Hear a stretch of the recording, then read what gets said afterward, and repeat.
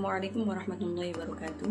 Perkenalkan, nama saya Atia Manzilatur Rohmah dengan NIM 0604032274 dari Prodi Manajemen Pendidikan Islam UIN Sunan Ampel, Surabaya. Di sini saya akan menjelaskan tentang teknik penulisan karya ilmiah. Sebelum kita tahu teknik cara penulisannya, kita harus tahu apa sih karya ilmiah itu. Karya ilmiah ialah suatu karangan yang disusun secara sistematis dan bersifat ilmiah. Secara sistematis itu yang bagaimana? Secara sistematis itu berarti karangan tersebut disusun sesuai aturan tertentu, sehingga kaitan antara bagian-bagian tersebut sangat jelas atau berkaitan.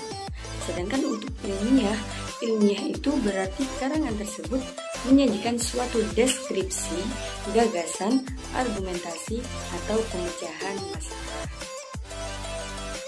Kita juga harus tahu tentang ciri-ciri karya ilmiah.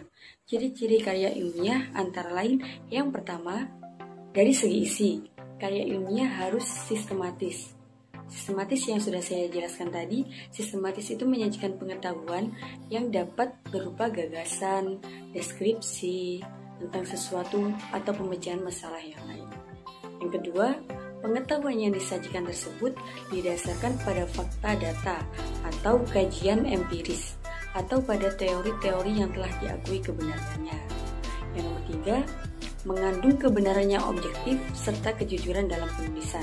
Yang keempat, penulisan, bahasa yang digunakan pada penulisan adalah bahasa baku. Yang kelima, sistematis penulisan mengikuti cara tertentu. Kenapa sih kita itu menulis karya ilmiah? Tujuannya apa? Tujuan penulisan karya ilmiah yang pertama, sebagai wahana untuk melatih ide tersurat atau hasil penelitian dalam bentuk karya ilmiah yang sistematis dan metodologis. Yang kedua, foster etos ilmiah di kalangan mahasiswa, sehingga tidak hanya konsumen pengetahuan, tetapi juga mampu menjadi produsen berpikir dan menulis di bidang ilmu pengetahuan. Yang nomor tiga, membuktikan pengetahuan dan potensi ilmiah yang dimiliki oleh siswa dalam menghadapi dan memecahkan masalah dalam bentuk karya ilmiah yang bersangkutan setelah mendapatkan pengetahuan. Yang nomor empat, melatih keterampilan dasar untuk melakukan penelitian. Berdasarkan tingkat akademisnya, karya ilmiah dapat dibedakan menjadi 5 jenis. Yang pertama, makalah. Yang kedua, laporan penelitian. Yang ketiga, skripsi. Yang keempat, tesis. Dan yang kelima, disertasi. Selanjutnya ialah tahap-tahap penulisan karya ilmiah.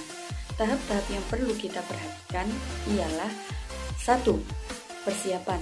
Tahap ini terdiri dari memilih topik, menentukan judul, dan membuat kerangka karangan. Yang kedua, pengumpulan data.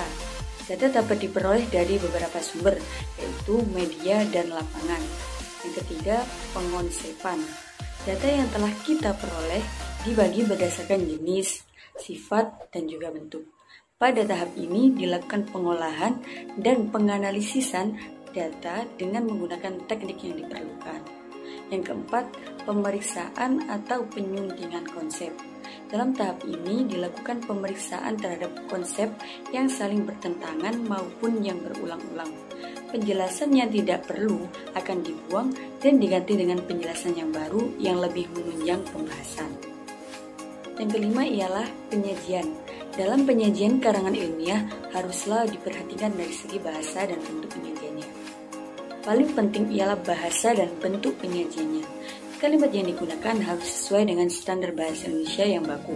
Sedangkan dalam bentuk penyajian perlu diperhatikan urutan unsur-unsur karangan dan ketentuan yang berlaku. Selanjutnya, sistematika penulisan karya ilmiah. Sistematika penulisan karya ilmiah dibagi menjadi 3 bagian. Yang pertama, bagian awal, bagian tengah, dan bagian akhir. Untuk bagian awal meliputi beberapa hal. Yang pertama, halaman judul. Yang kedua, lembar persetujuan. Yang ketiga, abstrak. Yang keempat, kata pengantar. Yang kelima, daftar isi. Yang keenam, daftar tabel. Yang ketujuh, daftar gambar. Dan yang kedelapan, daftar lampiran. Yang kedua, bagian inti. Bagian inti dibagi menjadi beberapa bab. Yang pertama, bab pertama, pendahuluan. Bab pertama, karya ilmiah yang mengantarkan pembaca untuk dapat menjawab pertanyaan yang meliputi latar belakang masalah, rumusan masalah, tujuan penelitian, manfaat penelitian. Yang bab kedua ialah kerangka teoritas. Kerangka teoritas disebut dengan kajian pustaka atau kajian teoritis, berisi studi pustaka tentang materi yang disampaikan penulis. Untuk bab yang ketiga ialah hasil pembahasan. Hasil pembahasan ini membahas tentang pokok-pokok yang terdapat dalam karya ilmiah. Untuk yang bab keempat ialah penutup. Penutup memuat temuan pokok atau simpulan, implikasi, dan tindak lanjut penelitian karya ilmiah, serta saran atau rekomendasi yang diajukan. Untuk bagian terakhir meliputi daftar pustaka, pernyataan keaslian tulisan, lampiran, dan riwayat hidup.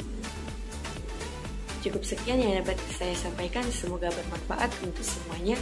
Kurang lebihnya saya mohon maaf yang sebesar-besarnya. Wassalamualaikum warahmatullahi wabarakatuh.